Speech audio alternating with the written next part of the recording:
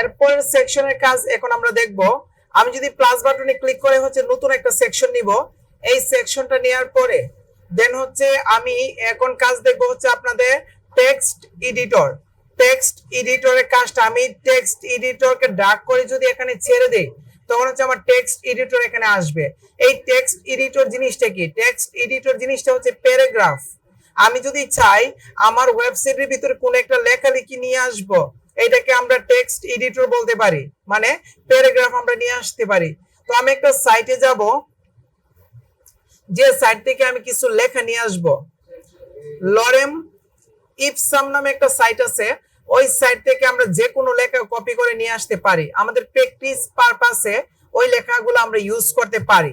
তো আমি একটা কাজ করি, ওই লেখার এই কয়েকটা সেকশন, আমি আপাতত একটা সেকশন না কি দুইটা সেকশন নিব, আপাতত একটা সেকশন নিয়ে আসি, আপাতত একটা সেকশন নিয়ে আসি, কন্ট্রোল সি দেন হচ্ছে এখানে আসার পর দেখেন আমরা কিন্তু এলিমেন্টরে কাজ করলে এর ভিতরে এখানে সরাসরি ক্লিক করব না, না করে আমাদের এর ভিতরে দেখেন আমাদের কয়টা অপশন আছে? তিনটা। একটা কন্টেন্ট, স্টাইল এবং অ্যাডভান্স। আমি কন্টেন্টে ক্লিক করে তারপরে টেক্সট এডিটর প্রথম অপশনে ক্লিক করে দেন হচ্ছে এটাকে আমি কন্ট্রোল ভি দিয়ে আমার লেখাগুলো পেস্ট করে দিব। দেখেন আমার কিন্তু লেখাগুলো এখানে আসছে। আসার পরে টেক্সট এডিটরের ভিতরে কি আছে? Add media. আমি চাইলে এখান থেকে কি করতে পারবো? একটা ছবি এড করতে পারবো। তো আপাতত এড করব না, আমি এর ভিতরে। তারপরে হচ্ছে আমাদেরকে বলা হয়েছে ভিজুয়াল। আমি যদি টেক্সটে ক্লিক করি তখন দেখতে কেমন হবে? ওটা কিন্তু কোডিং এর আকৃতি হয়ে যাবে, আমার কোড আকারে এটা আমার আইসা পড়ছে যে এটা কোডে কি দেওয়া আছে? স্ট্রং কোড, তারপরে লরিম ইপসাম, তারপরে ইপসাম, তারপরে হচ্ছে স্ট্রং কোড শেষ, তারপরে এরকম সেকশনটা দেওয়া আছে। তো এটা কোডিং। তো আমরা কি করব? কোডিংটা না করে দেন হচ্ছে ভিজুয়ালের ভিতরে,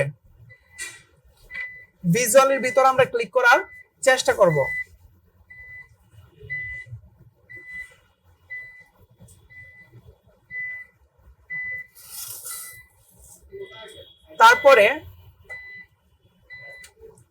তারপরে ভিজুয়ালের ভিতরে করার পরে দেন হচ্ছে আমরা ভিজুয়ালে রাখবো, কারণ সাধারণত আমরা টেক্সট দেখার চেষ্টা করব।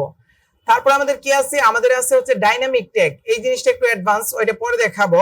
তারপরে হচ্ছে আমাদের প্যারাগ্রাফ। এই যে লেখাটা নিয়ে আসলাম ওইটা কিন্তু আমরা একটা প্যারাগ্রাফের আকারে কনভার্ট করতে পারি, চাইলে আমরা হেডিং এ রূপান্তর করতে পারি এখান থেকে। তো আমরা হেডিং এ রূপান্তর করব না, আমরা প্যারাগ্রাফই রাখবো। প্যারাগ্রাফ আছে এখন বর্তমানে, প্যারাগ্রাফে আমরা রাখার চেষ্টা করব। তারপর লেখার নিচে যদি আসি এই সেকশনের, তখন আমরা কিছু কাজ দেখতে পারবো। এই সেকশনের নিচে আসার পরে দেখবেন প্রথমে আছে ড্রপ ক্যাপ। এই ড্রপ ক্যাপ ওপেন করলে আমাদের কি হবে? আমি যদি ড্রপ ক্যাপ ওপেন করি তখন হচ্ছে আমার কিচ্ছুই হয় নাই, কারণ ড্রপ ক্যাপের কাজ হচ্ছে আমি পরের ক্লাসগুলোতে দেখাবো, কাজের স্বার্থে এটা দেখাবো, এমনিতে কোনো প্রয়োজন হয় না। তারপরে দেখেন আমাদের আছে কলাম। এখন বর্তমানে আমার কলাম আছে একটা, আমি যদি এই কলামের মধ্যে ক্লিক করি, ক্লিক করে হচ্ছে আমি দুইটা কলামে ভাগ করে দিই, তখন আমার লেখাগুলো দুইটা কলামে ভাগ হয়ে যাবে। তারপরে লেখাগুলো দুইটা কলামে ভাগ হয়ে যাবে এবং কলামগুলো গ্যাপ করে দিব, একটা কলাম থেকে আরেকটা কলামের গ্যাপ করে দেবে। এখন কয়টা সেকশন হয়েছে? দুইটা। খুব সুন্দর একটা সেকশন হয়ে গেছে। চাইলে আপনারা এই জিনিসটা করতে পারেন। তো আমি আপাতত একটা কলামে রাখি, একটা কলামে রাখি। রাখার পরে জিনিসটা হচ্ছে এটা হচ্ছে আমাদের টেক্সটের ভিতরে, কন্টেন্টের ভিতরে টেক্সট। এই জিনিসটা আশা করি মোটামুটি সবাই বুঝছেন। আমি লেখাগুলো নিয়ে আসলাম এখানে। তারপর আমি যদি স্টাইলে আসি, স্টাইলে আসার পরে আমাদের অ্যালাইনমেন্ট, এটা বাম পাশে, এটা মিডলে, আমার অ্যালাইনমেন্ট মিডলে চলে গেল। তারপরে এটা ডান পাশে, এটা হচ্ছে আমাদের জাস্টিফাই। তো আমি জাস্টিফাই ক্লিক করে দিব। জাস্টিফাই ক্লিক করার পর টেক্সটের একটা কালার দিতে পারবো। আমি যদি এখানে ক্লিক করি তখন টেক্সটের কালার আমি গাঢ় কালো দিয়ে দিব, গাঢ় কালো দিয়ে দিব, আমার টেক্সটের কালার হয়ে গেছে। তারপরে হচ্ছে আমাদের টাইপোগ্রাফি, এটা কিন্তু সব জায়গায় সেম।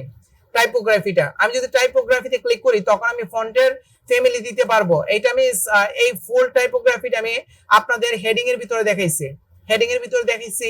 দেন এইটা হচ্ছে আমাদের ফ্যামিলি, ফন্ট ফ্যামিলি চেঞ্জ করতে পারবো। আমি আমার ফন্টের সাইজ চেঞ্জ করতে পারবো, দেখেন আমি বড় ছোট করতে পারবো। সাধারণত আমাদের 16ই থাকে সাইজ, আমাদের প্যারাগ্রাফের সাইজ 16 থাকে। তারপর আমাদের হোয়াইট আমি দিতে পারবো 400, এটা নরমাল অবস্থায় দেখে। ট্রান্সফর্ম যেভাবে আছে, স্টাইল, তারপর ডেকোরেশন, লাইন হাইট। এখনই দেখেন লাইন হাইটটা এখনই বুঝবেন। লাইন হাইটটা যদি এখনই বাড়াই কমায়, এখন দেখছেন একটা লাইনের সাথে আরেকটা লাইনের গ্যাপ বেড়ে যাচ্ছে, এটা হচ্ছে আমাদের লাইন হাইট।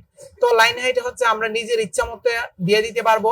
তারপরে লেটার স্পেস, একটা লেটারের সাথে আরেকটা লেটারের স্পেস। তো আমি আপাতত এটাকে 0 রাখি, 0ই রাখি। কিভাবে জিরো রাখবো, এটাকে ধরে পুরোটাকে ডিলিট করে দিয়ে আমার ডিফল্ট অবস্থায় এসে পড়বে।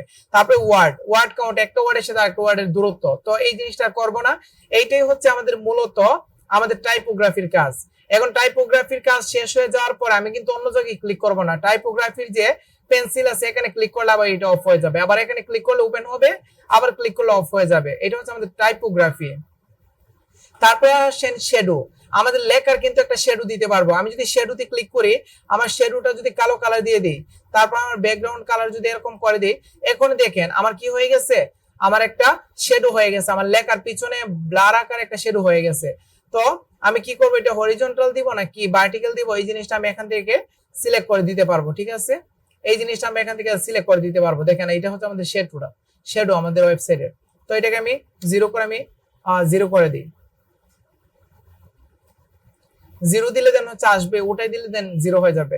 আচ্ছা, এই শ্যাডোটা আশা করি বুঝছেন। তো আমি কি করব, এই যে আমাদের কলমের পাশে একটা অপশন আছে আমাদের ব্যাক টু ডিফল্ট, এখানে ক্লিক করলে আমার এটা ডিফল্ট হয়ে যাবে। ঠিক আছে, ওইটা ডিফল্ট হয়ে যাবে, একদম সিম্পল হয়ে যাবে।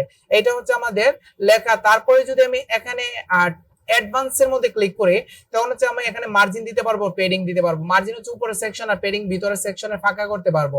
তো আমি পেডিং দিয়ে দিই। পেডিং মার্জিন লাগবে, কারণ একটা সেকশনের পাশে যদি আরেকটা সেকশন বসাইতে চান তখন একটু স্পেসের আমার দরকার পড়বে, তখন মার্জিন পেডিং আমাদের প্রয়োজন পড়ে।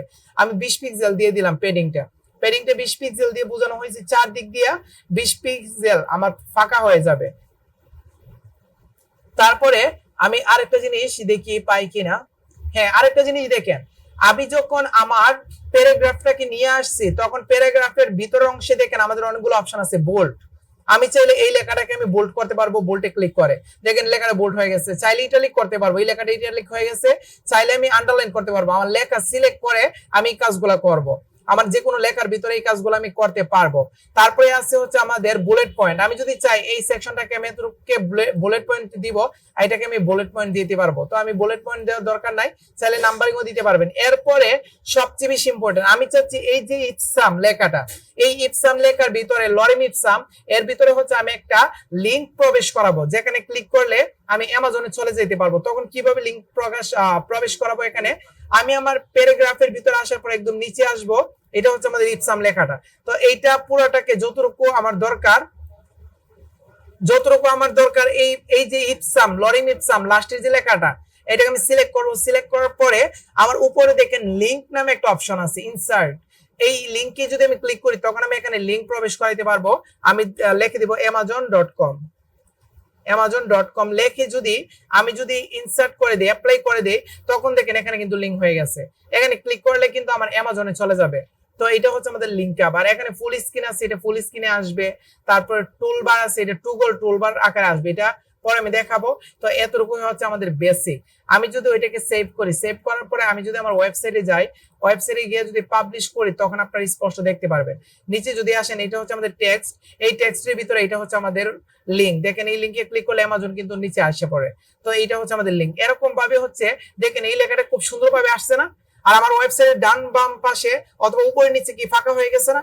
ফাঁকা হয়ে সুন্দর একটা সেকশনের ভিতরে এসে পড়ছে আমার লেখাটা। তো এরকম ভাবে হচ্ছে আমি সুন্দরভাবে আমি লেখাকে উপস্থাপন করতে পারবো। এই কাজটা করার জন্য আমাদেরকে যাইতে হবে কিন্তু এডিটর, টেক্সট এডিটর, যাকে আমরা বলতে পারি প্যারাগ্রাফ। এর আগে গুটেনবার্গে আমরা নিয়ে আসছিলাম প্যারাগ্রাফ, আর এখানে হচ্ছে টেক্সট এডিটর। এই টেক্সট এডিটর কাজ এরকম ভাবে করা হয়। তারপর স্টাইলের ভিতরে আমি সবই দেখাইছি। তো এরকম ভাবে এই কাজটা আপনারা করবেন।